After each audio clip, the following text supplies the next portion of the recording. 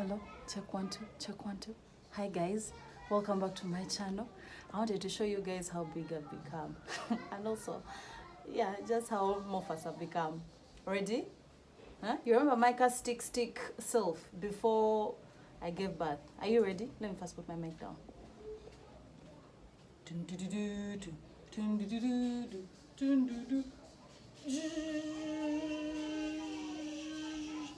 Huh? Hey. Huh? Are you guys seeing? Huh? Huh?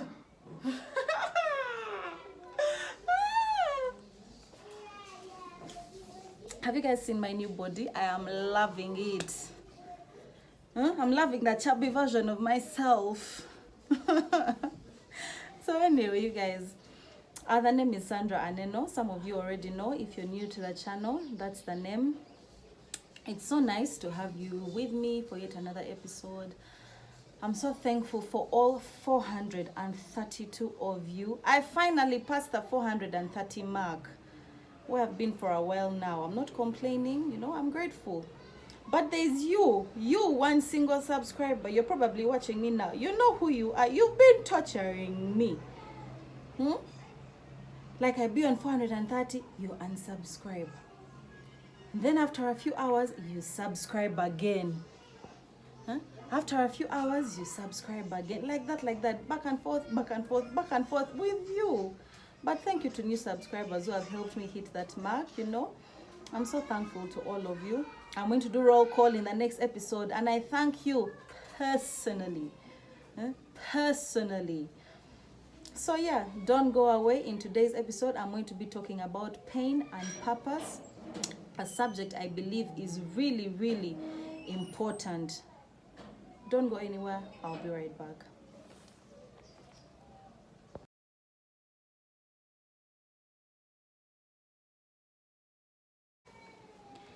Tears, heartache, despair, anger, depression, sadness, suicidal thoughts, hopelessness.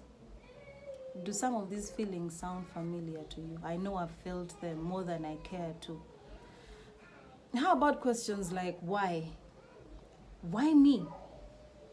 Why don't things ever go my way? When will I ever catch a break? How is it that I got to this point?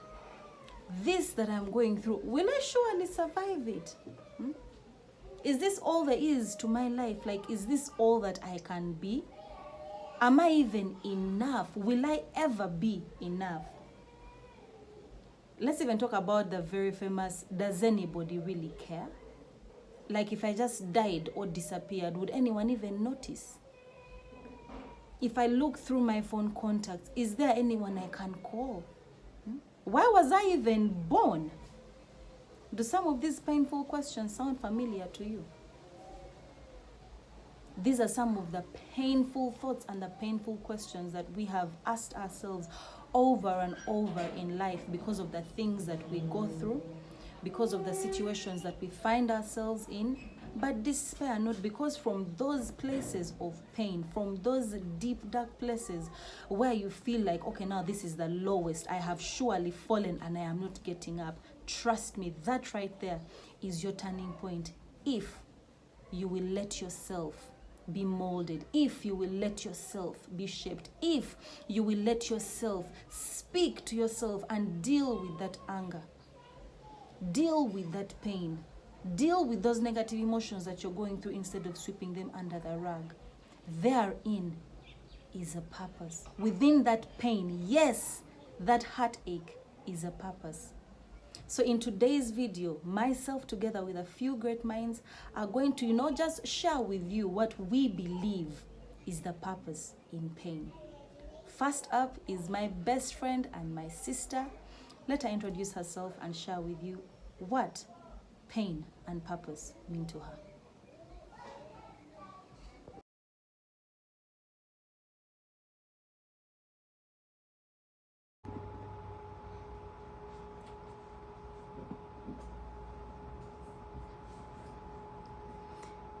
Hello. My name is Macrina, and I'm going to be talking about pain today and what purpose pain serves in our lives. So, I'll cover the purpose of pain from a nursing perspective, and then also cover it from an emotional, mental, and psychological perspective, and also spiritual perspective. So, from a nursing perspective, given that I am a nurse, first to describe pain, pain is an uncomfortable feeling that lets your body know that something is wrong, or that warns you of impending danger or something awful that is about to happen, so you can prevent it from happening. Let me give an example of let's say you're doing your daily chores, or you're going jogging, or you're dancing, something that is making you like happy, that needs your heart to work, and then you feel like a pain in your chest. You probably don't think about it much the first time, but if it's something that keeps recurring, you're like, oh, let me go see a doctor. Why do I have this chest pain? You go see the doctor, they run a series of tests, and then they give you a diagnosis of maybe you have a plaque in your arteries. And then they'll put you on some medications or do procedures that will unclog your arteries to get the oxygen to your heart that your heart needs to function properly.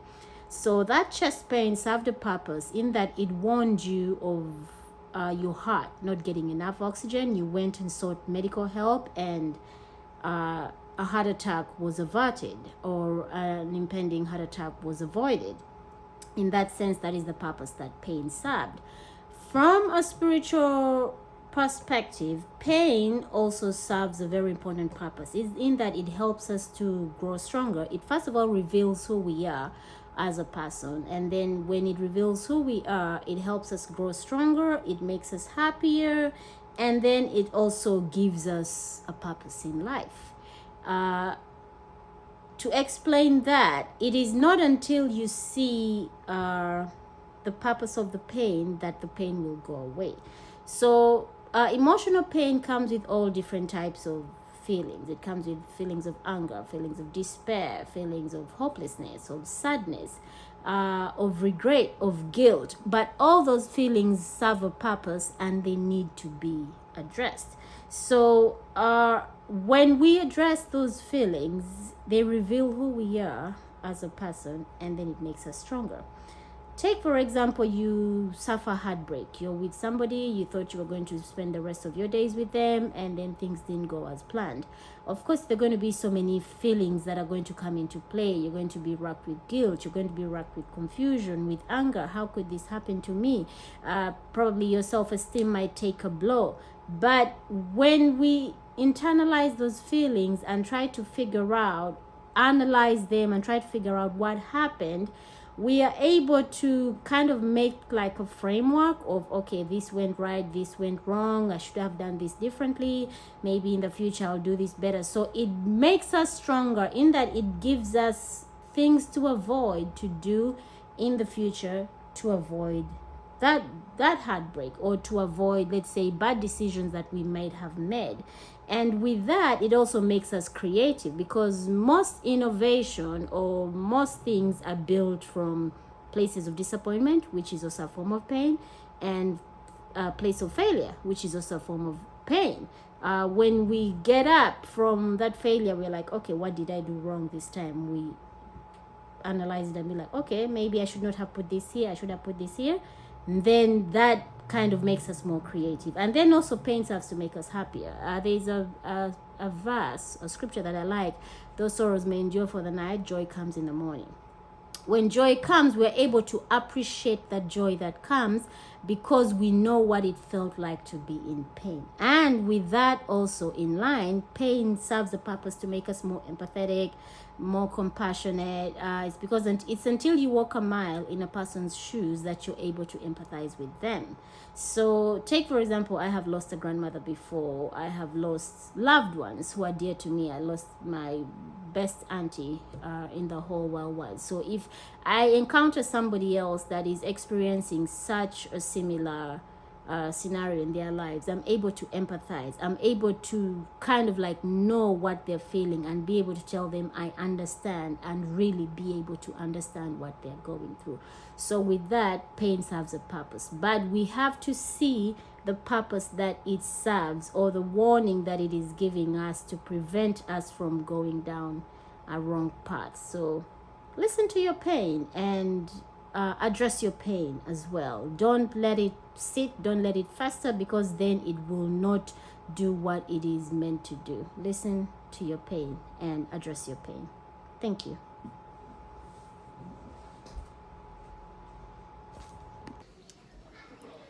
So the thing that I have picked up from Macrina's video is that you cannot ignore your pain. And that is so true. You cannot ignore it, right? Because if you ignore it, then it's going to escalate into something that it never would have escalated into if you had dealt with it in the first place, right? And that's very important. Dealing with your emotions, dealing with those negative thoughts, and not letting them build a house on your head, right? That it becomes so big, you reach a point where you don't even know how to deal with it anymore, and it can probably lead you to do some negative things, you know, force you to take some negative decisions that you never would have if you had dealt with those emotions in the first place. Thank you so much, Macrina, for sharing with us. I personally loved what you talked about, and I have picked something that I intend to carry with me going forward. So next is also a very good friend of mine. I'll let him introduce himself, and I so appreciated the angle from which he shared about pain and purpose. Let's take a look.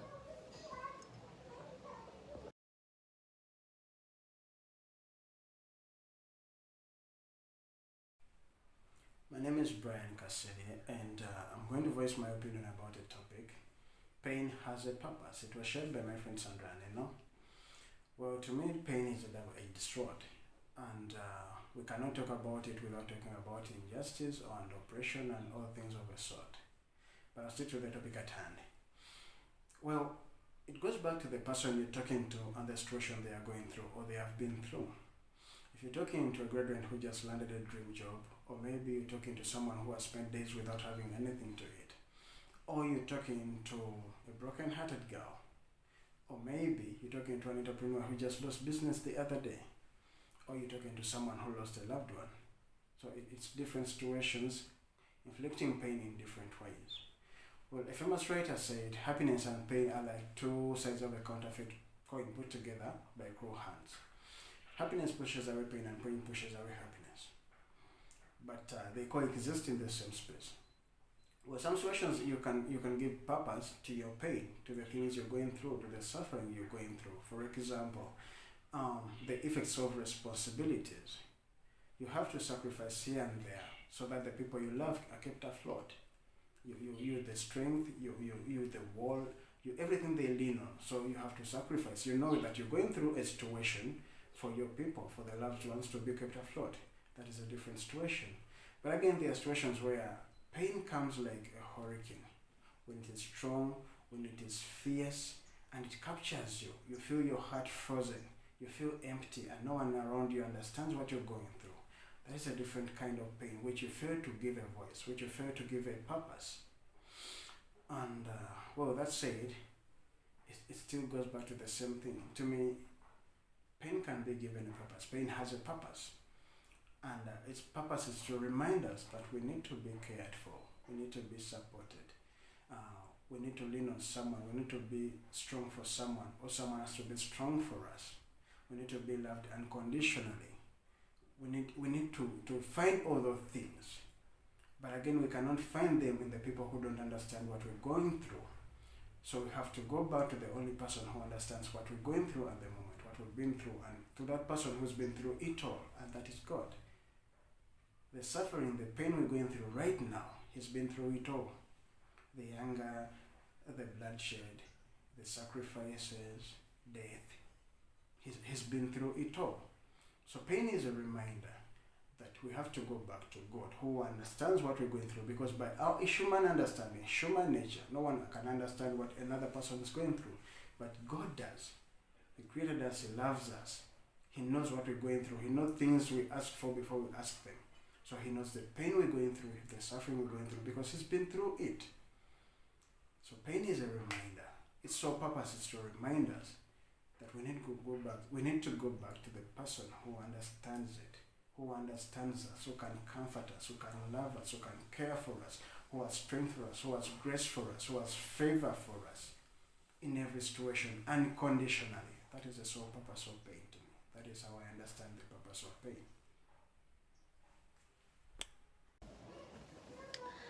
Lastly, is a very good friend of mine. Yes, I think I can say that now. We used to be really close back in high school.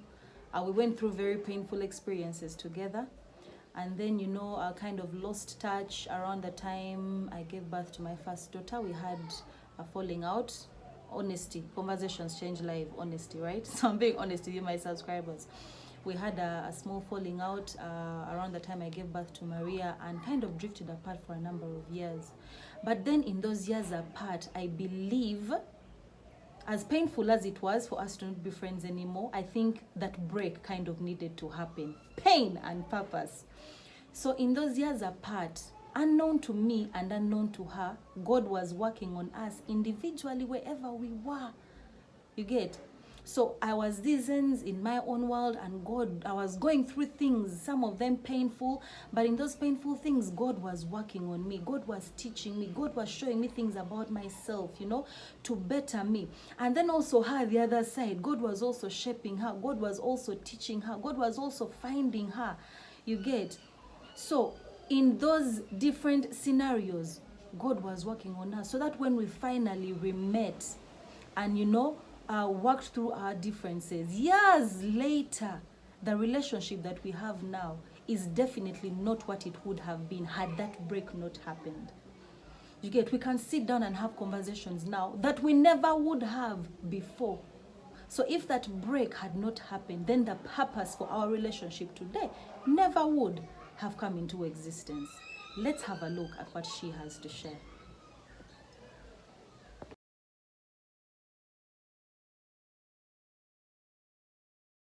Hello everyone, my name is Peace Natura.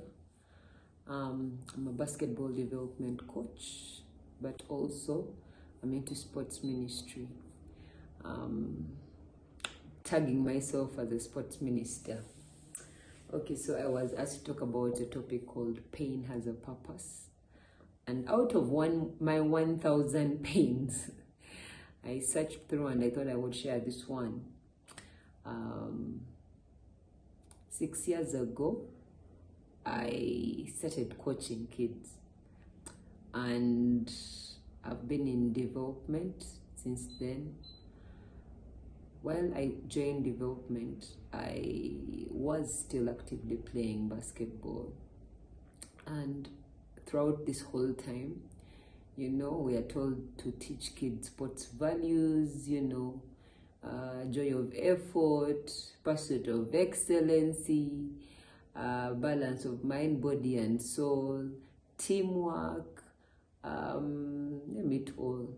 And during this whole time,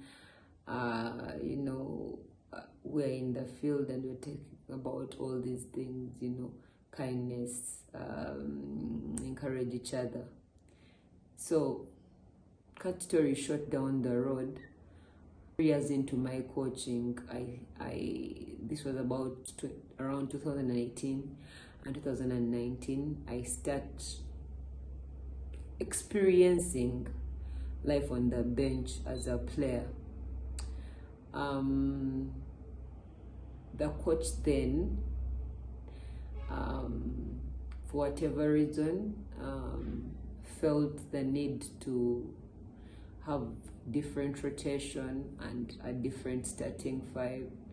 And in my whole career of playing the game, it's something that was really new to me. I always played, whether I came off the bench, I always got enough time, so enough minutes.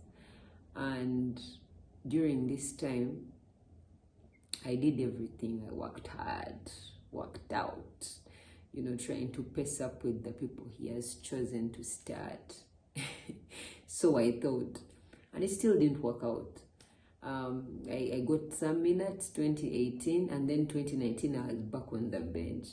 So throughout this whole time, it of course, as a normal human being, you're disappointed, you have a lot of emotions flying around, but I try to tuck it in and be the better human being, step up, being a good teammate, showing up for my teammates, celebrating them. But it wasn't easy. It was pretty tough.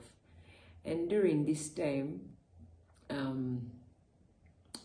I had always taught kids, but I had never experienced the other side. So right now, I'm not actively playing, but down the road, what was painful became something that made me a better coach. When I'm out there teaching kids, I have experienced both the highs of the sport and the lows of the sport. And this means that I psychologically know that if I bench a player, they are not okay, for whatever reason, it is my duty to go down and sit down with them and explain to them what I would want to see them do differently in order for them to get more minutes on the floor. I've evolved into giving roles to players that, yes, maybe I do not have the same scoring ability as someone else. Okay, so what are we looking from me whenever I'm on the floor? So I sort of have, it has helped me become a better coach by far. I am more considerate with everyone. Before I used to think that, okay, players sometimes do not concentrate enough, that's why they're not stepping up. And now I know that there is more to the story, So that's been my take home for all this time. It has helped me understand that, and I would not say that the pain was such a bad thing. So yeah, thank you.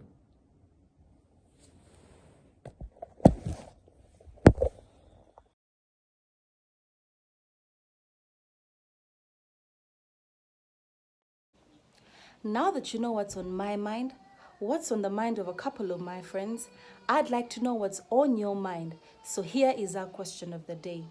Would you agree that pain has a purpose? Yes or no? Go ahead, share with me in the comment section. I'd love to hear from you. As we come to the end of today's episode, pain and purpose, I hope that by now you understand that none of the things that we go through are in vain. You guys, everything that you have gone through that has been painful has been for a purpose. Now, it's very important for you to note that that purpose can be negative or it can be positive, and that is entirely up to you.